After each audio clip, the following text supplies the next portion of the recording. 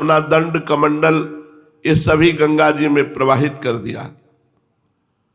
प्रभु ने इसका कारण पूछा तो आप चुप हो गए।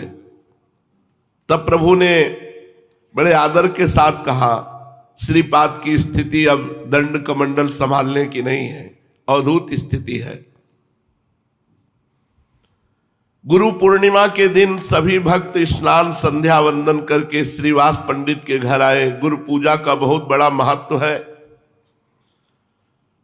श्रीवास पंडित जी ने आज अपने पूजा गृह को खूब सजा रखा था। स्थान स्थान पर बंधनवार बंधे हुए थे। द्वार पर कदली खम्भ बड़े ही भले मालूम पड़ रहे थे। संपूर्ण घर गौ के गोबर से लिपा हुआ था। उस पर एक सुंदर बिछौना बिछा था। सभी भक्त आकर गुरुपीठ के सन्मुख बैठ गए। एक ऊंचे स्थान पर छोटी सी चौकी रखकर उस पर व्यासपीठ बनाई गई और उसमें श्री कृष्ण द्वैपायन भगवान व्यासदेव जी की सुंदर मूर्ति विराजमान की गई। सामने पूजा की सभी सामग्री रखी थी। कई थालों में सुंदर अमनिया किए हुए फल रखे थे। एक और घर की बनी हुई मिठाइयां रखी थी। एक थाली में अक्षत, धूप, दीप, नैवेद्य, तांबूल, पूंगी फल, पुष्पमाला तथा अन्य सभी पूजन की सामग्री सुशोभित थी। सिंहासन के दाईं ओर आचार्य का आसन बिछा हुआ था। भक्तों के आग्रह करने पर पूजा की पद्धति को हाथ में लिए हुए श्रीवास पंडित आचार्य के आसन पर विराजमान हुए। भक्तों ने विधि पूर्वक व्यास जी का पूजन किया। अब नित्यानंद महाप्रभु की बारी आई। वे श्रीवास जी के कहने से पूजा करने लगे। श्रीवास पंडित ने एक सुंदर सी माला नित्यानंद महाप्रभु के हाथ में देते हुए कहा, श्रीपाद इसे व्यास जी को पहनाइए। श्रीवास जी के इतना कहने पर नित्यानंद प्रभु ने वो माला व्यासदेव जी को नहीं पहनाई। वे उसे हाथ में ही लिए हुए चुपचाप खड़े रहे। इस पर फिर श्रीवास पंडित ने जरा जोर देकर कहा, श्रीपाद आप खड़े क्यों हैं, माला पहनाते क्यों नहीं? जिस प्रकार कोई पत्थर की मूर्ति खड़ी रहती है उसी प्रकार माला हाथ में लिए हुए नित्यानंद महाप्रभु ज्यों के त्यों ही खड़े रहे, मानो उन्होंने कुछ सुना ही नहीं। तब तो श्रीवास पंडित घबराए। उन्होंने समझा नित्यानंद जी हमारी बात तो मानेंगे नहीं। यदि महाप्रभु आकर इन्हें समझाएंगे तो जरूर मान जाएंगे। प्रभु उस समय दूसरी ओर बैठे हुए थे। श्रीवास जी ने प्रभु को बुलाकर कहा, प्रभु नित्यानंद जी व्यासदेव को माला नहीं पहनाते, आप इनसे कह दीजिए कि माला पहना दें, देरी हो रही है पूजन में। ये सुनकर प्रभु ने कुछ आज्ञा के से स्वर में नित्यानंद जी से कहा, श्रीपाद व्यासदेव जी को माला पहनाते क्यों नहीं? देखो देर हो रही है, सभी भक्त तुम्हारी ही प्रतीक्षा में बैठे हैं, जल्दी से पूजन समाप्त करो, फिर संकीर्तन होगा। प्रभु की इस बात को सुनकर नित्यानंद जी नींद से जगे हुए पुरुष की भांति अपने चारों ओर देखने लगे, मानो वे किसी विशेष वस्तु का अन्वेषण कर रहे हों। इधर उधर देखकर उन्होंने अपने हाथ की माला व्यासदेव जी को तो पहनाई नहीं, जल्दी से गौरांग महाप्रभु के सिर पर पहना दी। महाप्रभु के लंबे लंबे घुंघराले बालों में उलझ करके वो माला बड़ी ही भली मालूम पड़ने लगी। सभी भक्त आनंद से युक्त हो गए। महाप्रभु कुछ लज्जा से युक्त हो गए। नित्यानंद जी प्रेम में विभोर से हो गए। प्रेम हो तो ऐसा हो, अपने प्रिय पात्र में सभी देवी देवता और विश्व का दर्शन हो जाए, उसे ही प्रेम कहते हैं। गौरांग महाप्रभु को सर्वस्व समझने वाले नित्यानंद महाप्रभु ने उनके प्रति ऐसा ही भाव दर्शाया। उनका मनोगत भाव था, तुमेव माता च पिता तुमेव, तुमेव बंधुश्च सखा तुमेव, तुमेव विद्या द्रविणं तुमेव, तुमेव सर्वम मम देव देव। गौरांग महाप्रभु को ही नित्यानंद महाप्रभु सर्वस्व मानते थे। उनकी भावना के अनुसार उन्हें प्रत्यक्ष फल भी प्राप्त हो गया।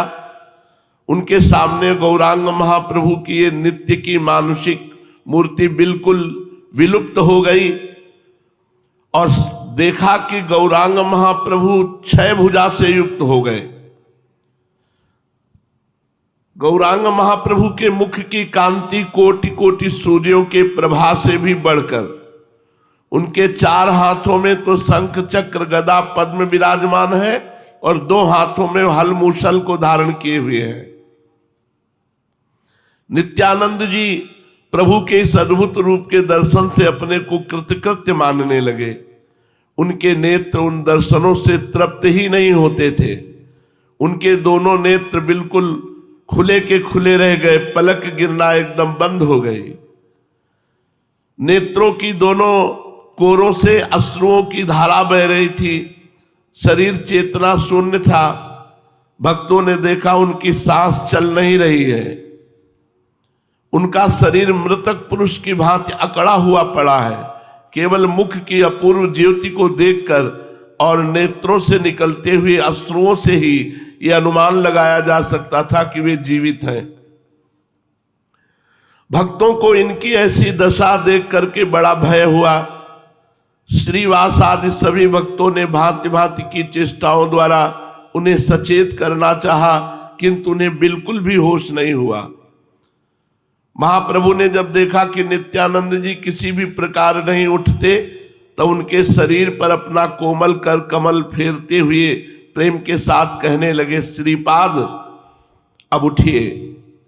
जिस कार्य के निमित्त आपने इस शरीर को धारण किया है, अब उस कार्य के प्रचार का समय सन्निकट आ गया है।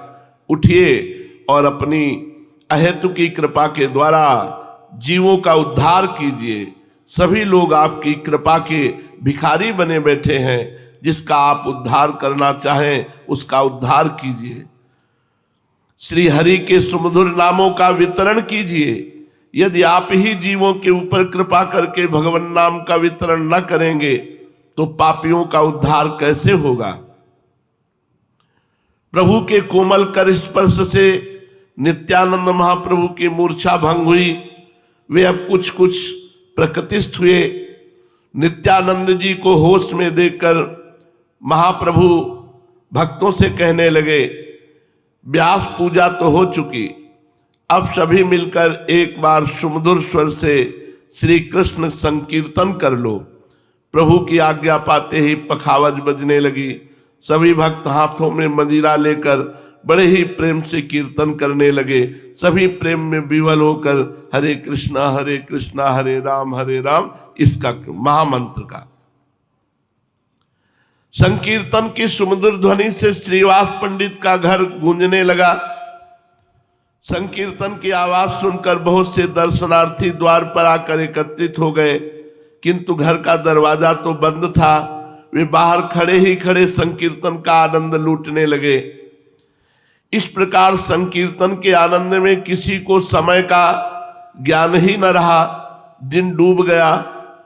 तब प्रभु ने संकीर्तन बंद कर देने की आज्ञा दी और श्रीवास पंडित से कहा, प्रसाद के संपूर्ण सामान को यहां ले आओ। प्रभु की आज्ञा पाकर श्रीवास पंडित प्रसाद के संपूर्ण थालों को प्रभु के समीप उठा लाए। प्रभु अपने हाथों से सभी उपस्थित भक्तों को प्रसाद वितरण किया।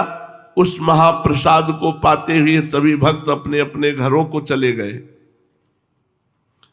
इस प्रकार नित्यानंद जी श्रीवास पंडित के घर ही रहने लगे। श्रीवास पंडित और उनकी धर्मपत्नी मालिनी देवी उन्हें अपने सगे पुत्र की भांति प्यार करते थे। नित्यानंद जी को अपने माता पिता को छोड़े आज लगभग 20 वर्ष हो गए। 20 वर्षों से ये इसी प्रकार देश विदेशों में घूमते रहे। 20 वर्षों के बाद अब फिर से मातृ पितृ सुख को पाकर वे परम प्रसन्न हुए। गौरांग महाप्रभु इनका हृदय से बड़ा आदर करते थे। वे इन्हें अपने बड़े भाई से भी बढ़कर मानते थे। तभी तो यथार्थ में प्रेम होता है। दोनों ही ओर से सत्कार के भाव हो तभी अभिन्नता होती है। शिष्य अपने गुरु को सर्वस्व समझे और गुरु शिष्य को चाकर न समझ करके अपना अंतरंग सखा समझे। तभी दृढ़ प्रेम हो सकता है।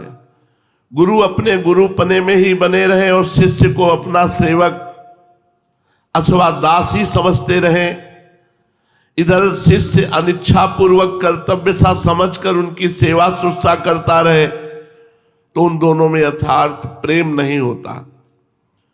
गुरु शिष्य का बर्ताव तो ऐसा होना चाहिए जैसा भगवान श्री कृष्ण और अर्जुन का, जैसा जनक जी और श्री सुखदेव जी का शास्त्रों में सुना जाता है। नित्यानंद जी गौरांग महाप्रभु को अपना सर्वस्व ही समझते थे, किंतु गौरांग महाप्रभु सदा उनकी पूजा करते, आदर सत्कार करते थे। यही तो इन महापुरुषों की विशेषता है। नित्यानंद जी का स्वभाव बड़ा चंचल था। वे कभी कभी स्वयं अपने